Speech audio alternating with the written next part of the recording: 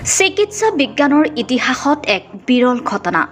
সাপে দংশন কৰাৰ পাছতো এটা কন্যা সন্তান জন্ম দিয়াবলৈ সক্ষম হ'ল শিৱসাগৰৰ এদল চিকিৎসক। চিকিৎসা বিজ্ঞানৰ মতে বিষাক্ত সাপে গৰ্ভৱতী মহিলাক দংশন কৰিলে নষ্ট হয় ভ্ৰূণ।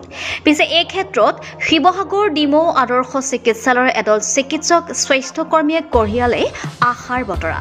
চিকিৎসালয়খনৰ একাংশ নিষ্ঠাবান চিকিৎসক স্বাস্থ্যকৰ্মীসকলে কৰা সুচিকিৎসাৰ ফলত অতি বিষাক্ত সাপে দংশন কৰা এগৰাকী প্ৰসূতিয়ে সুস্থ সন্তান জন্ম দিবলৈ সক্ষম হোৱা ঘটনাই আশাৰ বতৰা কঢ়িয়াই আনিছে। শিৱসাগৰ ৰাজমাইৰ ৰূপা ঘাচি নামৰ গৰ্ভৱতী মহিলাগৰাকীক অতি বিষাক্ত ক'লা শংখচূড় সাপে দংশন কৰাৰ পাছতো শেহতীয়াকৈ সুস্থ সন্তান জন্ম হয়। লগতে সম্পূৰ্ণ সুস্থ অৱস্থাত আছে প্ৰসূতি মাতৃগৰাকী। ৩ মাহৰ গৰ্ভৱতী অৱস্থাতে অৰ্থাৎ ৩ মাহৰ গৰ্ভাৱস্থাতেই শংখচূড় সাপে দংশন কৰিছিল ৰূপা ঘাচিক। সংজ্ঞাহীন হৈ পৰিছিল প্ৰসূতিগৰাকী। কিন্তু ততাতৈয়াকৈ ডিমৌ আদৰ্শ চিকিৎসালয়লৈ নিয়াৰ পিছতে তড়িৎ গতিত চলিছিল চিকিৎসা। তাৰ পিছত ক্ৰমাৎ সুস্থ হৈ পৰা ৰূপা ঘাচি শেহতীয়াকৈ এটি সুস্থ কন্যা সন্তানৰ মাতৃ হোৱাৰ গৌৰৱৰ অধিকাৰী হ'ল। বিশ্বৰ ভিতৰতে এয়া বিৰল তথা ভাৰতত প্ৰথম দুৰ্ঘটনা হিচাপে চিহ্নিত হৈছে। ডিমৌ গ্ৰাম্য চিকিৎসালয়ত কৰ্মৰত সংজ্ঞাহাৰক বিশেষজ্ঞ সৰ্প বিশেষজ্ঞ ডাঃ সুৰজিৎ গিৰিসহ একাংশ চিকিৎসক স্বাস্থ্যকৰ্মীয়ে এই অসম্ভৱকো সম্ভৱ কৰি তোলাত বৰ্তমান চিকিৎসা বিজ্ঞানলৈ আশাৰ সঞ্চাৰ কঢ়িয়াই অনাৰ লগতে ভাৰতৰ বাবে গৌৰৱৰ বিষয় হৈ পৰিছে। বিষাক্ত সাপে দংশন কৰা গৰ্ভৱতী মহিলাই যে সুস্থ সন্তান জন্ম দিব পাৰে তাৰ বাবে অন্যতম উদাহৰণ হৈ পৰিছে ৰূপা ঘাচি। পিতৃ মাতৃৰ আহ্বান মৰ্মে কন্যা সন্তানটিৰ নামাকৰণ মৃত্যুঞ্জয় হিচাপে কৰিলে চিকিৎসক দলটিয়ে। আমাৰ আজি আপোনালোকক জনাবলৈ পাই সুখী হৈছো যে ৭ আগষ্ট ২০২৪ বৰ্ষত ৰাজমাই শিৱসাগৰ ৰাজমাইৰ ৰূপা ঘাচি বুলি ব্যক্তি এগৰাকীক তেওঁক মানে বিষাক্ত শংখচূড় সাপে দংশন কৰিছিলে। আৰু তেওঁ মানে যেতিয়া দংশন কৰিছে ৰাতি ১টা বজাত আছিলে আৰু তেওঁ শুই থকা অৱস্থাত তেওঁক দংশন কৰিছিলে। আৰু তাৰপিছত দংশন কৰাৰ পিছত তেওঁলোকে খুব ততাতৈয়াকে আধা ঘণ্টাৰ ভিতৰত মানে ১:৩০ ৰাতি ডিমৌ চিকিৎসালয়ত ভৰ্তি হয়, গ্ৰাম্য চিকিৎসালয়ত। সেই সময়ত আমি তৎক্ষণাত আমাৰ যিজন ডক্টৰ আছিলে কৰ্তব্যৰত ডক্টৰ ৰেণ্টু গাম, তেওঁ এণ্টিভেনম বেজী প্ৰয়োগ কৰে। কিন্তু যিহেতু যিটো সৰ্পটোৰ যিটো আছিলে মানে পোৱালি সাপ আছিলে, সেই গোটেই বিষখিনি মানুহগৰাকীক ঢালি দিছিলে। সেইকাৰণে তেওঁক এণ্টিভেনম দিয়াৰ পিছতো ৰিকভাৰী নোহোৱা দেখি পেলাই আমি যিটো আমাৰ টাই আপ হস্পিটেল আছে, প্ৰাইভেট হস্পিটেল ডিমৌ আমাৰ প্ৰগতি হস্পিটেল, ব্যক্তিগত প্ৰগতি হস্পিটেল আৰু চুকাফা হস্পিটেল, এই দুখনত আমি টাই আপ কৰি থোৱা আছে খুব ৰেহাই মূল্যত তেওঁলোকক আইচিইউ সুবিধা দিবৰ কাৰণে। কিন্তু তেওঁক কালক্ৰমত আইচিইউ বা ভেণ্টিলেশ্যন যিটো মানে কৃত্ৰিম শ্বাস প্ৰশ্বাসৰ প্ৰয়োজন হৈছিলে।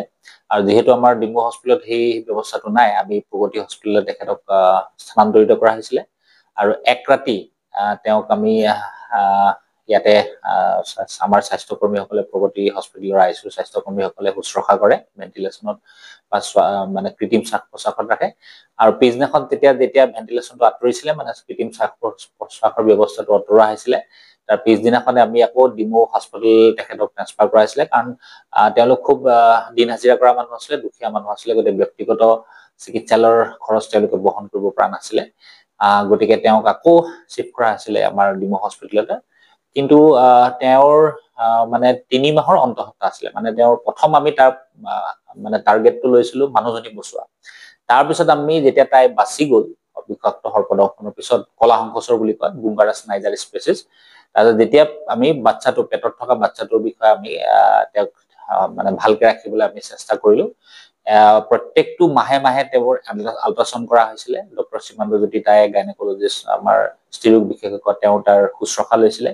আৰু লগতে আমাৰ মানে পেডিয়াট্ৰিচিয়ান, চাইল্ড ডক্টৰ, শিশুৰোগ বিশেষজ্ঞ ডক্টৰ গৌৰৱ চৌধুৰী আৰু হৃদয় বৰুৱা, তেওঁলোকে তাৰ কেয়াৰ লৈছিলে, মানে শুশ্ৰূষা কৰিছিলে পিবিৰ। আৰু আপোনালোকক জনাবলৈ পাই সুখী যে আপোনাৰ ২১ ফেব্ৰুৱাৰী ২০২৫ বৰ্ষত ৯ মাহত, তাই যেতিয়া ৩ মাহৰ পৰা যেতিয়া ৯ মাহ অতিক্ৰম কৰিলে, তাই ৰূপা ঘাচিয়ে এটা সুস্থ সবল কন্যা সন্তানৰ জন্ম দিয়ে। সাধাৰণতে কি হয়, যেতিয়া বিষাক্ত সৰ্পই দংশন কৰিলে সাধাৰণতে কি হয়, পেটত থকা গৰ্ভস্থ সন্তানটি সাধাৰণতে নষ্ট হৈ যায়। আৰু কেতিয়াবা কি হয় জন্ম হলেও তেওঁৰ সেই গৰ্ভস্থ সন্তানটি মানে বিসংগতি থাকে, কিছুমানৰ হাত নাথাকে, কিছুমানৰ ভৰি নাথাকে, কিছুমানৰ মূৰটো ডাঙৰ থাকে, তেনেকুৱা ধৰণৰ বিসংগতি দেখা দিয়ে। আৰু সেইবাবে আমিও চিন্তিত আছিলো যে পেটত থকা বাচ্চাটো ঠিকে থাকে ডেলিভাৰী হ'ব নে নাহে। কিন্তু 21 ফেব্ৰুৱাৰী তাৰিখে 2025 বৰ্ষৰ 21 ফেব্ৰুৱাৰী তাৰিখে আমাৰ ইমাৰ্জেঞ্চি চিজাৰিয়ান সেকশ্যনৰ দ্বাৰা আমি প্ৰায় 10:20 ডিমৌ গ্ৰাম্য চিকিৎসালয়তে চিজাৰিয়ান কৰি তাৰ বেবিটো আমি জন্ম দিওঁ। আৰু তাইক বেবিটোক আমি সম্পূৰ্ণ পৰ্যবেক্ষণত ৰখা হয়। 5 দিন পৰ্যবেক্ষণ ৰখাৰ পিছত সকলো আমি নৰ্মেল স্বাভাৱিক পালো। আমাৰ শিশু ৰোগ বিশেষজ্ঞসকলে সেইখিনি চালে স্বাভাৱিক পাইছে আৰু তেওঁক আমি ছুটি দিয়া হয়।